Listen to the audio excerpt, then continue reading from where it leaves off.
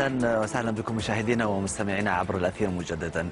هيثم طفل جزائري في 16 من عمره ابتكر 17 جهازا ميكانيكيا يتحكم في ابتكاراته عن بعد عبر تحويل وإعادة تركيب الخردوات الحديدية والقطع المعدنية غير المستغلة أو غير المستخدمة.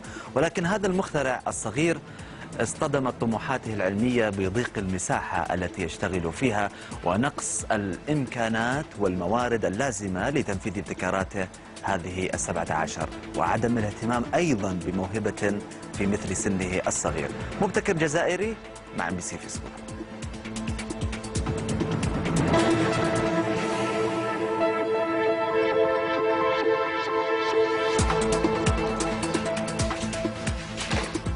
عصامي منذ 6 من عمره لا يهنأ له بال حتى يحور ويفكك ويركب الخردوات الحديدية المهملة ويوظفها لإنجاز مبتكرات جديدة.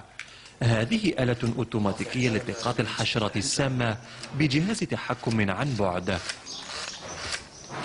وجهاز MP3 داخل علبة كاسيت متعدد وصلات السمع يستعمله 4 أو 6 أشخاص في آن واحد بمكبر صوت.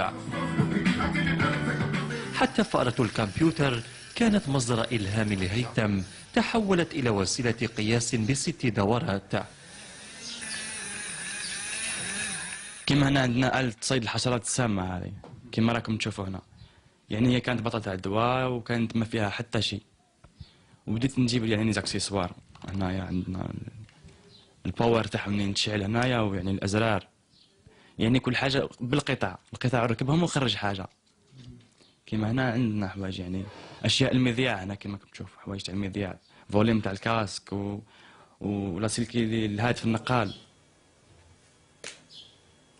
علب أقراص الدواء أضحت مصابيح يدوية ذات بطارية قوية، بعضها متعدد الإضاءة قابلة للتعبئة بالكهرباء وتضيء على مسافة 200 متر.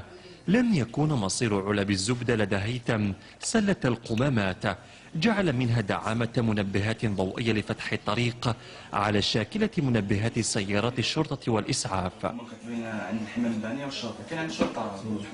هذه الأفكار يجيوني يعني من الحياة اليومية، الأشياء اللي نستعملوها كعلب الزبدة، علب الدواء، يعني أشياء اللي الناس يعني ما يعطوهاش أهمية، يعني كما يخلصوا الاستعمال تاعها يعني يرموها في يعني في الأماكن المخصصة للقمامات. يعني وأنا تجيني أفكار الحوايج هذه نستغلها وشغل نعطيها الروح وتخدم هذيك الحاجة.